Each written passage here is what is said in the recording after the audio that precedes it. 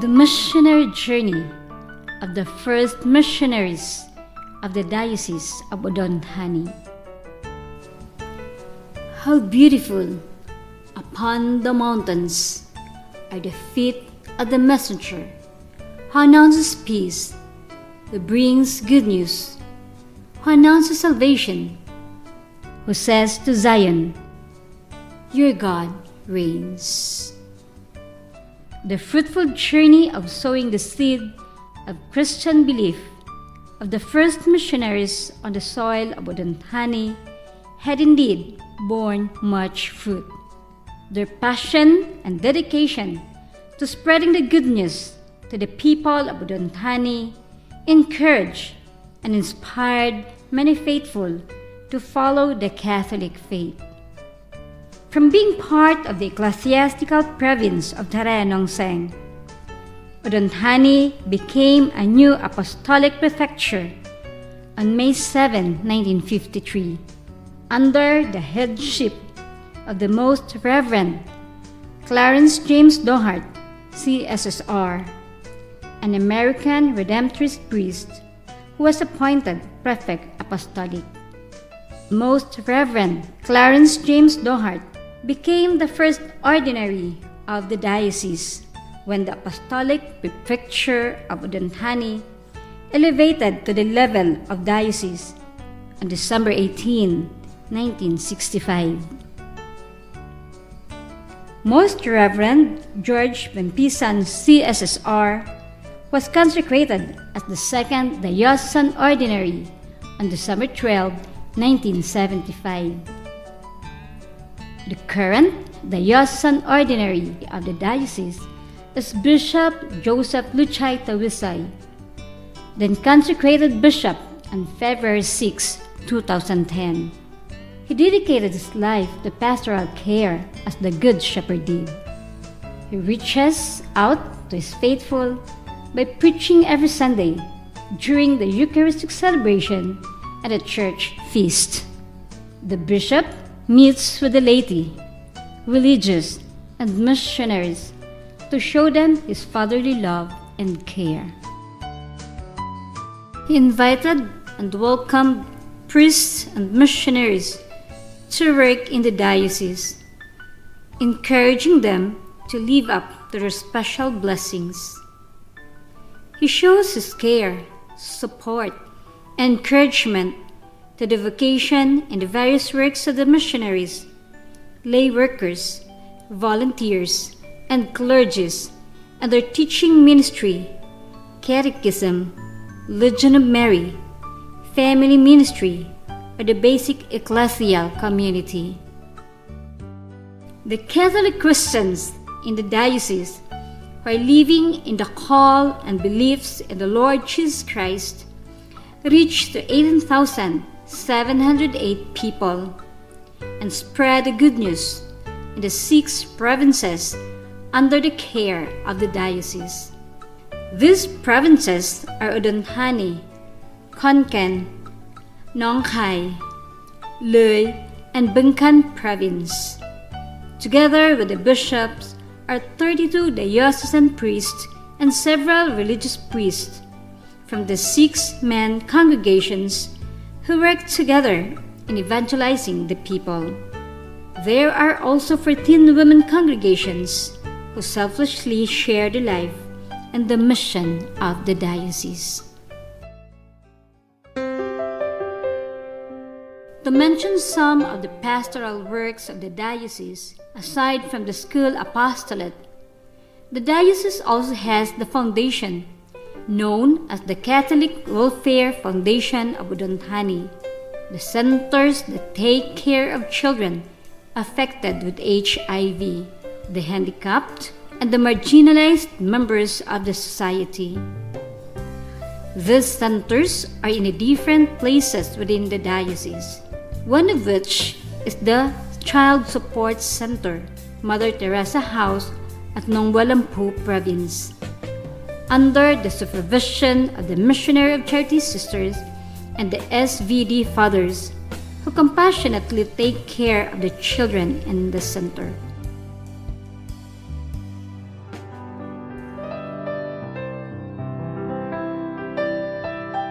Good morning, my name is Sister Leah Marie from the Missionaries of Charity, and we have been invited to Nang Bua Lampu to open our mission house in the year on the 4th of October 2002.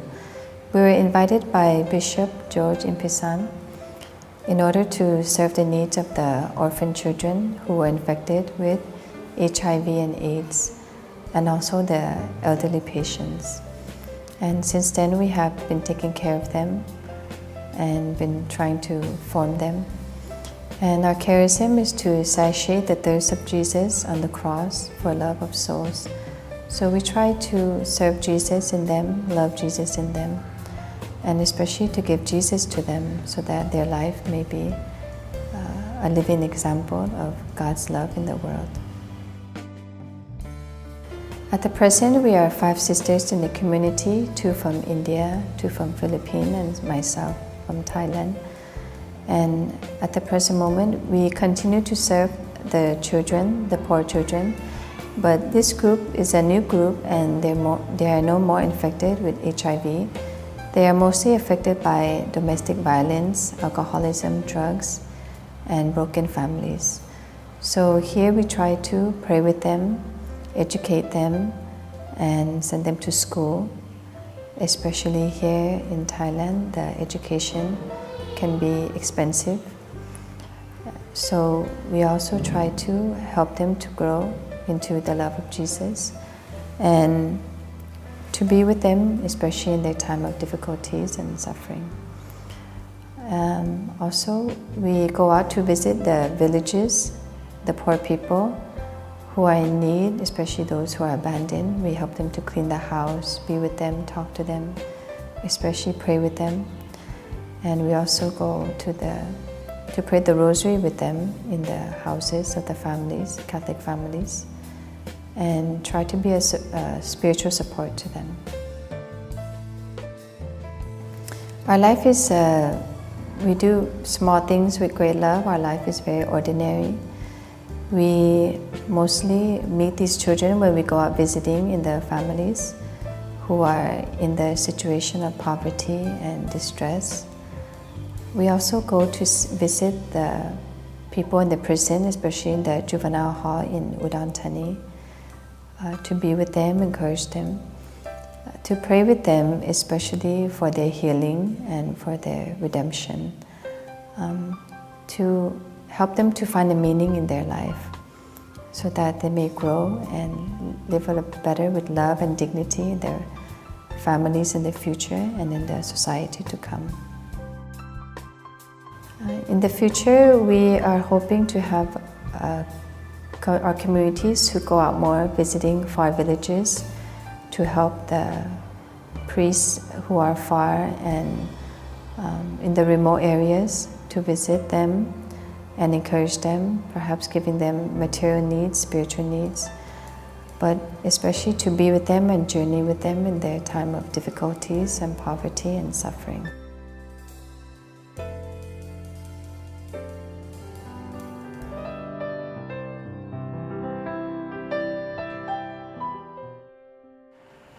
In 1999, Brother James Wilkins and myself, James Wilkins from Australia and Pom from Papua New Guinea, we came to Bangkok to study Thai for 1 year. And then after 1 year, we came here to Nang Bua Lampu. And now it's already 24 years since we're working here in Nang Bua Lampu. And as soon as I got here to Nang Bua Lampu, I started collecting funds and we were able to build Mother Perpetual Help Center as it is today, as well as St. Michael the Archangel Church together with, and then later on after another year, we were able to build the children's home where the Mother Teresa sisters are now working. So, and then later on we built Ban Me Marie, which was built for HIV teenagers. And so That was built in 2009, and since then that's already 13 years. So since we don't have so many HIV teenagers anymore, it's now used for the overflow of patients that would come to the Villa Marie Hospice here at the center. So it's serving two purposes. There's still a few teenagers there, but also the older people who are in better health and can look after themselves. So they're living also at Ban Marie. The Mother Perpetual Help Center, we have many activities. We help children and families, poor families in the province, including families not only in the district of Nang Bua Lampu, but in the 5 districts in the province. Every year, Holy Childhood gives us a grant which helps children of poor families with school supplies and school clothing. So we have about 300 children who are helped every year.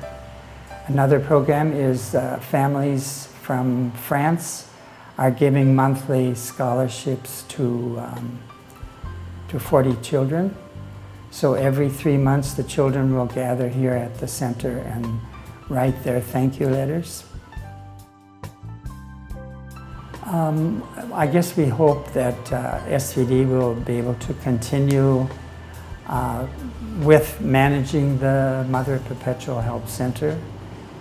I'm not getting any younger, so I'm hopeful that eventually there will be someone who would be interested enough to carry on the work that's been started for the last 24 years, 23 years. And so I guess part of our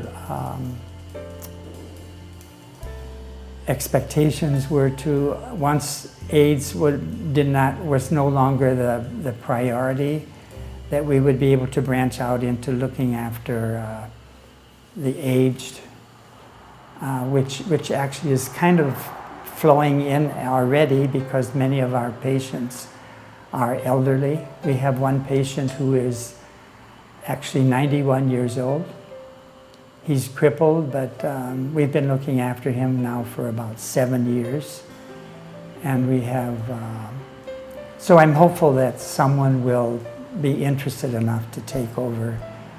And a big part of my work has been to generate funds that enables the Thai staff to look after the work, and because my Thai is not so great, so that the Thai staff are able to do the training and all the different programs. So I'm hopeful that eventually we will be able to carry on for many more years.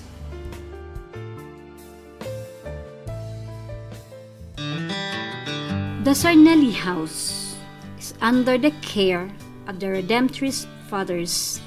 The Sarnelli House serves as a shelter and home for orphan children whose parents died of AIDS and children infected with HIV. The Sarnelli House was built to help and protect the children through the inspiration of Father Michael Shea, a Redemptorist priest. The Sarnelli House was established and officially erected in October 2000 in Nong Khai Province. They got a work certificate from the Public Health Ministry of Nong Khai Province as a private organization to help the infected children. Presently, they cater more than 120 children in the center, and 55 children stay with their families. Yet, there are still a large number of abandoned and unattended children.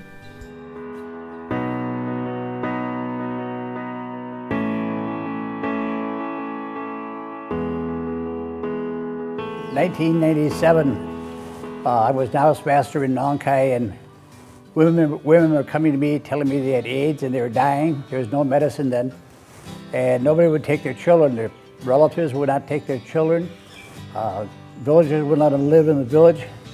And that's when I started picking up kids. And we picked up children with AIDS and children who didn't have AIDS, but their parents died of AIDS.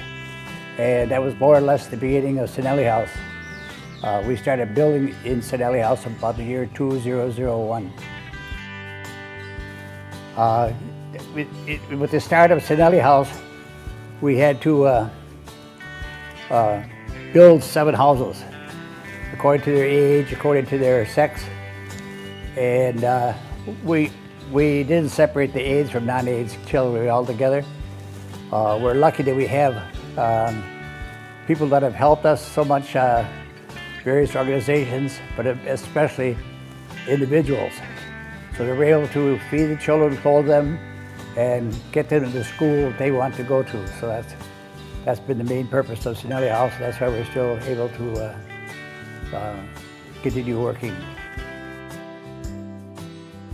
We have had a project where we were able to buy rice land, cultivate so the kids grow their own rice.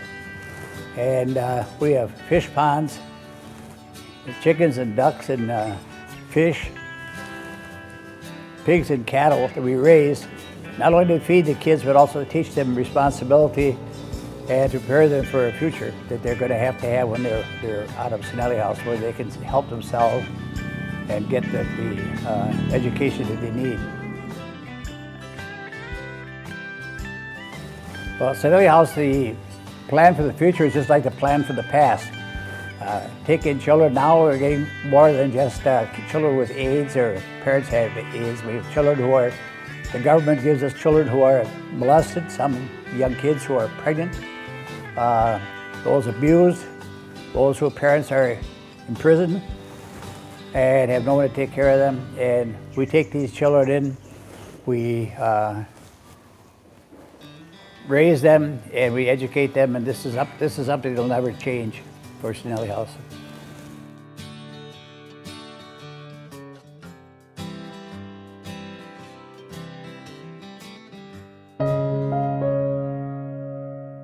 The Dohart Farm, situated at Bansi Watana, Bandung, Udon Thani, with Father Othai Tawon CM as Director of the Development Promotion Unit for Persons with Disabilities.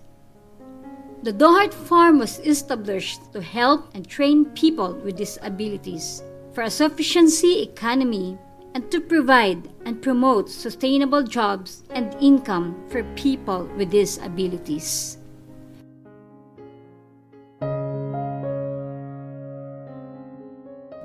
We have the ideas of how to work with the disability people, because when I visit home, I visit the villages, we have found so many people who are just stay home because of discapable of their physical, so they cannot work, they cannot go out from the house. So that is the beginning. We are thinking of how to take care of these people. So when I went to Pattaya, I visit Rim Tourist Foundation that working for disability people. So I get that idea that come back to the Diocese of Udon. We beginning to talk with the bishop and the people are involved. We are present to them to the project where how to take care of this kind of people. So it came up with the ideas that we should have a center in our diocese which to take care of the people disability in the villages. It come up with the opening of this farm because of people in the northeast of Thailand. Mostly they are working in the farm from the beginning of their life until they are getting sick and getting old. They have nothing to do, just stay home. So this project come out that bring them together and training how to work with agricultural, which is our place, have are capable to teach them and to form them how to work together, and most especially they have a place come together, share their life, share their problem, and then share their story, just to make them find the meaning of their life. So this is the beginning of our center. When we think of disability people, these capable people, we think of is people that cannot do anything. They are waiting for the help from their children, their family. Nowadays, the people that are to join us in this project, now they are come together. They have community, they feel happy, they share story of their life, and especially they have income. Before, they don't have anything. Now they have work, they have the income, they can support their family. That is to make them find the meaning of their life. What we hope in the future, we would like to develop our center that could able to share our poverty, to share our knowledge to people outside, and also are capable for the disability people that come to easy for them to work. Now we have a comfort room that capable for them to use. We have office for the disability people, and also in our place in the future, we want this place to be a tourist center, or any kind of people can come and see, learn from us, to enjoy whatever we have. This is what we really hope for the future, that can be open for a tourist center. For more than 400 years, several missionaries have dedicated their lives in love to Thai people and other nationalities in the Kingdom of Siam. To summarize, the Diocese of Udon takes care of 6 provinces, divided into 6 pastoral deaneries for evangelization, spreading the good news, cultivating the Christian faith through the promotion of Catholic education and various works of mercy and compassion. The diocese collaborates with the Catholic Bishops' Conference of Thailand to efficiently bring God's love to our Thai brothers and sisters according to the commandment of Jesus Christ. Through all those years, the pioneering missionaries left us the footprints of kindness, of mercy, and of forgiveness, instilled the Christian life of every Thai Catholic, so they too may become witnesses of the gospel values, sharing the love, forgiveness, and devotion to serve one another with gladness and joy.